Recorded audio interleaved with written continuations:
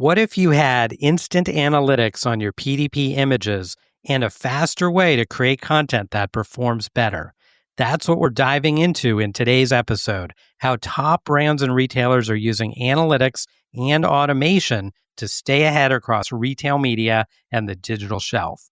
ITSRAPID helps teams scale smarter. They analyze image performance, they help you create optimized assets for retail media networks and the digital shelf, and they integrate directly with PIM and DAM systems for seamless execution. Brands like Pepsi, Mondelez, and Instacart use ITSRAPID to go beyond basic tools to uncover gaps in PDP and retail media performance by analyzing the images themselves, not just the count. Streamline banner creation across hundreds of formats for Amazon Ads, Walmart Connect, and other retail and social platforms, and launch high-performing content more than 80% faster across e-commerce and marketing channels. If you're buried in manual work or struggling to keep up, this episode and ITSRAPID will show you a better way. Visit itsrapid.ai to learn more.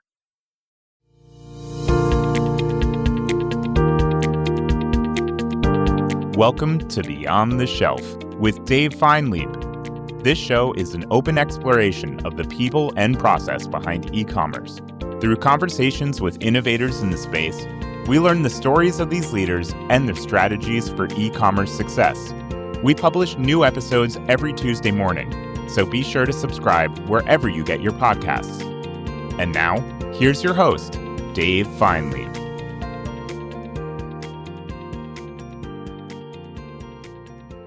Welcome back to Beyond the Shelf. My guest today is Daniel Torres Dwyer, founder and co-host of the FMCG Guys podcast and director of executive search at Dwyer Partners. Daniel spends his days talking to leaders in the consumer goods industry, whether he's recruiting them into senior roles or interviewing them on one of the top podcasts in the space. The FMCG Guys has featured hundreds of CPG and retail leaders, and his executive search work spans Europe, the US, and beyond. With Shop Talk Europe just a couple weeks away, this episode couldn't come at a better time. Daniel brings a uniquely global perspective to the challenges and opportunities facing brands, teams, and marketers right now, from hiring and retention to the rising pressure on marketing to drive measurable growth. Thoughtful and deeply plugged in, Daniel offers valuable insight on where the industry is headed next. Daniel, welcome to the show. Great to have you. Thanks, David. Thanks for having me. It's a pleasure. The FMCG Guys, so well known. Tell us about the show. Well, basically, it's a show where we interview consumer goods and retail leaders and luminaries twice a week. Our episodes air every Wednesday and every Saturday. People may be curious, like, do you have a relationship with the CPG guys? Did you copy them? Well, it's a bit of both, actually. They started first, and we came later as their basically European counterparts. So they do North America and we do mainly Europe. Sometimes we venture into other territories like Latin America or Asia, but it's mainly Europe. That's awesome. How long have you been doing the show? For over 4 years now, so quite a while. What have you learned in those 4 years about how to do a great show and the podcasting overall? A few things. First of all, you have to really prepare in advance, and that comes to the episodes, like really preparing the questions well beforehand, but also having like a great pipeline of guests. Like one thing that you always want is to have like several episodes recorded. Because that way you can plan more in advance. For example, I'm going on holiday now for 2 weeks, so I have pre-recorded episodes I can publish. And that means you never compromise on the quality of the guests that you have. And I think also working a niche would also be a very top advice I would give. How did you decide to kind of be in this CPG category? I know you had a background in recruiting and people. Yeah, I mean, there's a saying in recruitment, which is nobody decides to be a recruiter. You fall into it. So that's what happened to me. I was in my last year of university and I got an internship with a company here in Barcelona, recruiting internationally. So I fell into recruitment. And I therefore fell into CPG and retail recruitment because that's what the firm that I first started working with was specialized in. So I've fortunately been able to basically capitalize on this industry to not only do recruitment, but now do a podcast and events around it as well. And I think it's an industry we all really like. So yeah, absolutely. Tell me a little about your background in recruiting. What's that like, and how do you match the right person with the right role? yeah, it's a good question. I mean, I think there's a part that's an innate ability to not necessarily, and people would think you need to be an extrovert. I am an extrovert personally, but I think you just have to be able to understand company cultures and people, because to understand what it takes to be on paper a great sales director, a great marketing director, a great supply chain director is pretty easy to understand. But then to understand like the nuances of every company, and then understand the nuances of every person, and then be able to match needs is a complicated one. And executive search, they don't give you the easy roles, right? You get the complicated ones.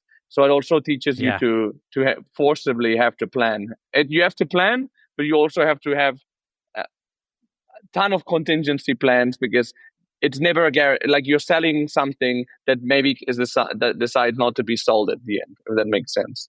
What are some of the most exciting searches that you've had an opportunity to work on? Well, my first searches were really cool. I did some searches for Nike in Brazil back in the day. Wow. So that was a time when Brazil was at its top of the economy. Right. And it was very exciting because I was in Barcelona, but I got to speak with other people with people at the other side of the world, and I was in my early 20s, so it was a very exciting time. I think when I started also going on the business side and getting new clients on board was also a very exciting time for me. The first client that I was able to bring in was Puma, so to look for a global head of trade compliance. So that was an exciting search. It was a complicated search, but fortunately, I landed the candidate. But it just goes to show how difficult and complex executive search is. Even if I place the candidate, Puma, they brought in a new talent person. She hated me, and they decided never to work with me again. So just comes to show like the complexities of the relationship. I have a great relationship with the candidate. She actually came on the podcast and everything a couple of years ago. So a lot of us are looking to build teams, of course, and bring great people into our organizations. Let's say we start working together, and I tell you I'm looking for this great candidate for this role in my team. How does it work from there? What do I need to have for you in order for a search to go really well? Well, first of all, you have to be ready to be committed to me and trust me that I'm the right partner for you. That's the first thing. Second, I'll make sure that you put in the right time at the beginning of the search to brief me. And I'll actually fly to wherever you are to really understand not only what you're looking for, but most importantly, who you are and how you tick, right? Because without that understanding and that a bit of trust building of this face-to-face relationship, right, it's very difficult to land a search, because there's times that are critical. You need to trust your partner, and if that doesn't happen, you rely on luck, and that's nothing you want to rely on. Yeah, 100%. Now I'm a candidate. I had the good fortune to meet you. I'm interested in this role. How's the conversation go?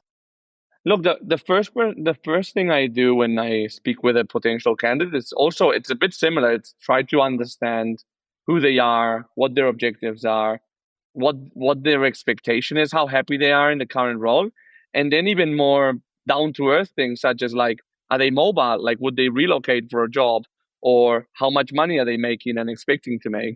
So these are the type of things that I try. It's very consultative, right?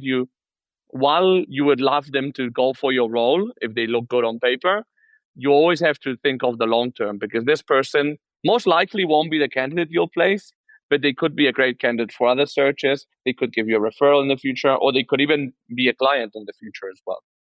This is so interesting. So really knowing both sides is the key to having this work. And it sounds like you think about it as a long-term relationship. It's not just one role that you're working on. Yeah, I mean, fortunately, and I have to give credit to the first firm that I worked with, that they kind of taught me to work like that. There's a lot of other things they didn't do well, but that they did very well. And it's really like, yeah, I think that if you put in the right amount of work at the beginning, and that's another thing that I didn't mention at the beginning of the search, after the client briefs me, it's all about going to my network, asking for referrals, seeing who I know that could be a candidate, and doing search as well to really have like a huge pipeline. So you're in control of the search instead of the candidates being in control of you, if that makes sense. Yeah, no, that's really well put. Now we're in a very volatile time in the market. What are you seeing in terms of searches overall? Are they up? Are they down? Are people looking around? What's the environment like? Did the stock exchange go up 10% or down 10% today? Right. I don't know how it went today. Yeah. No, so look, I think that in the last few couple of or 3 years, definitely the market has changed, and it's tough, because on one side, there is a certain analysis paralysis in companies because like uncertainty is the worst thing for business, right? And there's been so much uncertainty that it's hard for them to really like activate new hires and go out of a certain hiring freeze. And secondly, for the tough reality for recruitment at lower levels, but now I think shit's hitting the fan for executive search as well, is that really like you have two sides, two different things. Technological advance Hmm. allows companies to really cover much more than they did before, plus building their own talent acquisition teams. And it's challenging for us. I mean, I think it's always about understanding your market and having that personal touch as a differentiator, but it's not an easy market right now. Will we see AI being applied to recruiting? Oh yeah, it already is being applied. I mean, I don't know exactly how it's happening at the lower levels, but I'm sure a lot of like the initial CV checking has been doing like that screening exactly. And I know that some parts of the recruitment process as well are done through AI. And I think that at the higher level executive search, a lot of like the search phase can be done by AI or AI related tools. I do think that at the higher levels, and I think that there's nothing like a good executive search firm as a partner because searches are complicated. Finding a great talent at a senior level is complicated, and you need that middle person to really make sure that you land the right person and can manage expectations. And that cannot be done by AI so far. No, no, no. One more question for you on recruiting, and then I want to talk about the podcast and some of your recent guests. In this era of AI, you're giving advice to new college grads. What fields would you recommend that they study, especially as we see more and more automation and AI coming into some of today's workflows? Humanities and critical thinking. That would be definitely where I would recommend people to invest and really to read news from as many sources as possible, be critical, and never try trust like the face, or like always double check things, or make sure that you always have a criteria. I think that the world is becoming very polarized. Like either you're like conservative in all fronts or you're left wing a lot of fronts. I think that you have to learn to have your own criteria, and that will bring you a long way because it will make you a much better critical thinker when you have to take business decisions as well. And it will just help you to be able to build relations with all kinds of people. Great insights. I want to switch gears, talk a little bit about the podcast. So, tell us about some of your recent guests that you've had on the show, if you would, and then I want to hear about some of the events you've been at this year. Oh wow, you'll make me actually look back at the people we've had because you have to think we have like almost 2 new guests a week. I mean, that's the regular ones. But if I look at the recent ones we spoke with Volker Zöller, who's the president consumer goods EMEA at Essity, one of the big consumer goods companies, and we spoke about like a lot of things from like the new workplace after COVID, like what it looks like. And this is coming from somebody very senior that's been in an executive position for 3 decades. Super interesting. We spoke, I don't know, one that did very well recently was about revenue growth management with Nikitas from Bayer. Super interesting topic as well. We spoke with the head of marketing EMEA for Foot Locker, speaking about, and it is a super relevant topic right now in our industry, what marketing has to be. And we called it the episode "Marketing with a Point of View," which I think is quite self-explanatory. And another episode that I thought was very interesting, we spoke with an executive. They call themselves associates from Gore, the ones that do Gore-Tex, and they have like one of the most, if not the most unique company culture in the industry, where it's like a zero hierarchies company. So this is a must listen to for anyone that's interested in company culture. Amazing. And when you think about these different guests and their different cultures, how much have they influenced the cultures of their organizations, and how much of those cultures sort of already existed and they came in and had to learn the culture? I mean, it depends, right? Like the Volker from SAP has been in the company for a long, long time, and he's been in a senior position for a long time. So obviously he's had an influence. Yeah. But ultimately, yeah, culture, I think everybody has to adapt. Even if you're in the same company for a long time, you'll have people coming in and out. I think it's the most important thing when it comes to company culture is to dedicate time to it and do an effort to like realize what type of people you are and what sets of like behaviors and values are common to them and will drive the company forward. Now, we met up at Shop Talk here in the U.S. a few weeks ago. What did you see at the show, and what stood out for you? Yeah, interesting question. I mean, I think that it's like the confirmation that retail media is here to stay. I mean, of course, I focus more on the CPG side, so I think that was the big message there. What I think that I mean, no, another thing. Also, the debate of brand versus performance is definitely here to stay. I mean, this is something that has appeared from one year to the next, and that's a big one as well. Anything that you saw more? Yeah, I think we saw a lot of great speakers. For us, at least at ITSRAPID, the one-on-ones are amazing opportunity to meet a lot of customers, and I think we saw, to your point, retail media just everywhere you looked. So that's really exciting, and I think just a continuous growth area. So that's where we saw the most activity. Now, looking ahead, we've got Shop Talk Europe coming up in your hometown of Barcelona. First off, let me ask you the important questions. What places should we check out in Barcelona while we're at the show? Yeah, great question. I give you one strong piece of advice, which is don't stay around the Rambla. Okay. A lot of people try to stay around there because it's like the old part of town. Look, it's nice, but it's super touristy and like overcrowded. So I would not recommend staying there. And look, I think that anywhere the outside old part of town is nice, of course, like the Born area especially. But anything in the Eixample, which is above Plaza Catalunya, is very nice. And the neighborhood of Gracia, which is where I live, is also very special. So these are the main areas I would say I would recommend. And as I always like to do in cities is go to a high point. There's several ones here in Barcelona because we have the sea and the hills, and just like observe the city from a high point, the viewpoint, and enjoy it. And just stand there, sit there, have maybe a drink, and enjoy the view.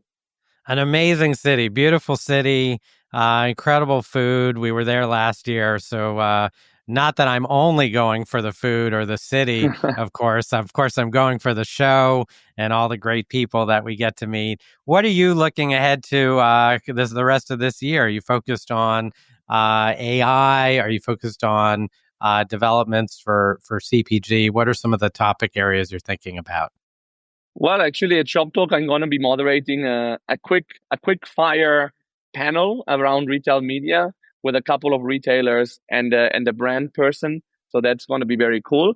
And in terms of topics for the year, to be honest, one of my focuses for the podcast, I mean, look, the focus is always to bring great voices from consumer goods and retail with a certain seniority, and also great partners that we help gain visibility through our channel. But in terms of like topics, I think that I would really like to focus on marketing, because I think that that's like a big change in our industry. I feel like during the last 10 years, a lot of the growth in CPG has come from commercial activity, call it trade marketing, call it category management, call it revenue management, call it e-commerce. But I feel like the pendulum and a lot of people are looking at what marketers are doing. Tell us more about that. Is the pendulum swinging in another direction? Are you seeing tech being more applied? What's going on there? Yeah, I mean, I think that tech and AI can definitely be a good way for marketers to really be like strategic and not, one, be distracted, or two, have the excuse of like work that's more tactical. But yeah, I think that in an economy that's not growing, as we've seen it grow in the last 10 years, brands really have to make a true effort to differentiate themselves, and not being, being on the shelf is kind of a given. I know it's not, but I think that building like a brand story and a brand attraction that really attracts, especially the younger consumer, and no, everybody's trying to figure out what Gen Zs are all about. I don't blame them. I think that that's like huge. So marketers, one, they'll have a lot of like eyes on them, but also a lot of pressure on them. So I wouldn't be surprised if we see a certain level of attrition and a change of the profile that's in marketing in the next few years.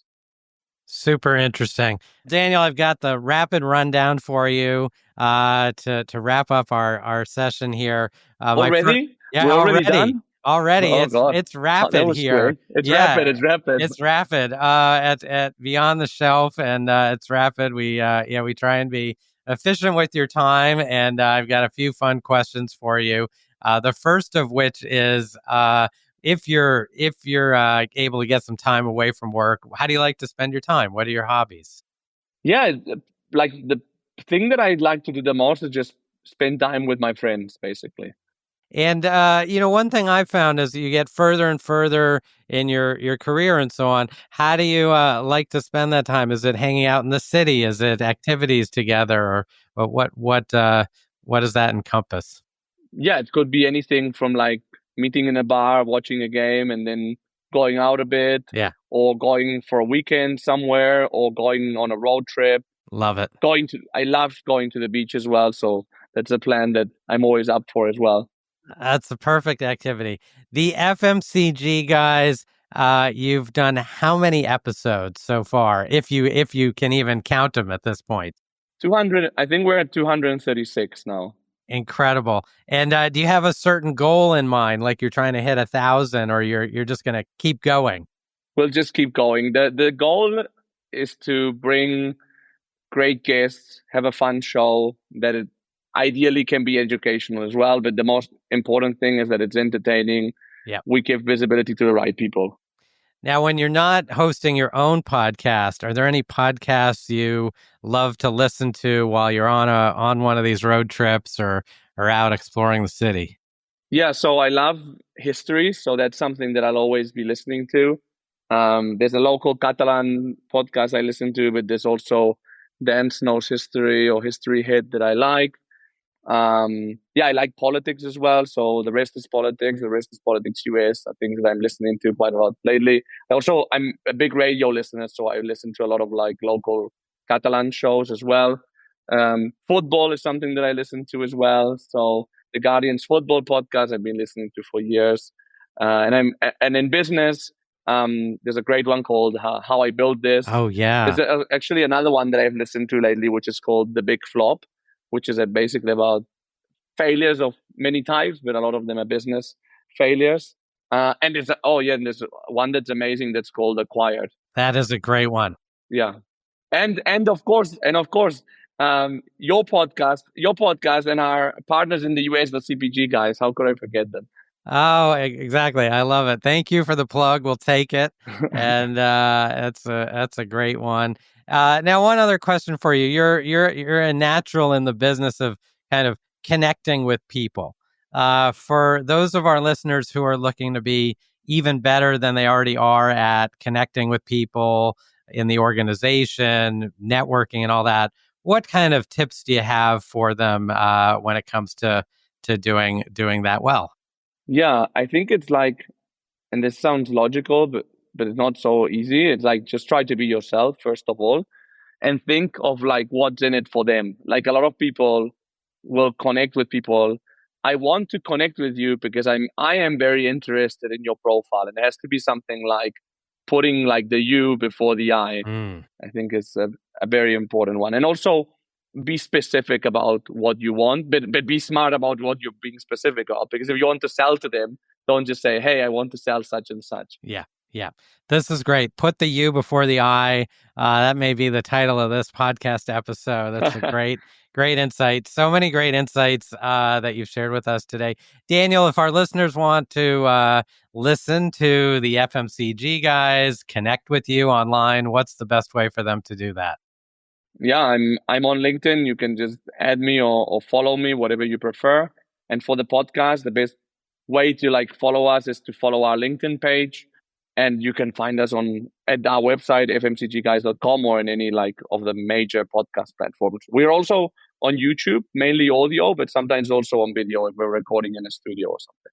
Amazing. I've learned so much, and congratulations on all the episodes to date. You're doing an amazing thing here, and appreciate all the insights. Great talking with you on Beyond the Shelf. Thanks. I had a great time.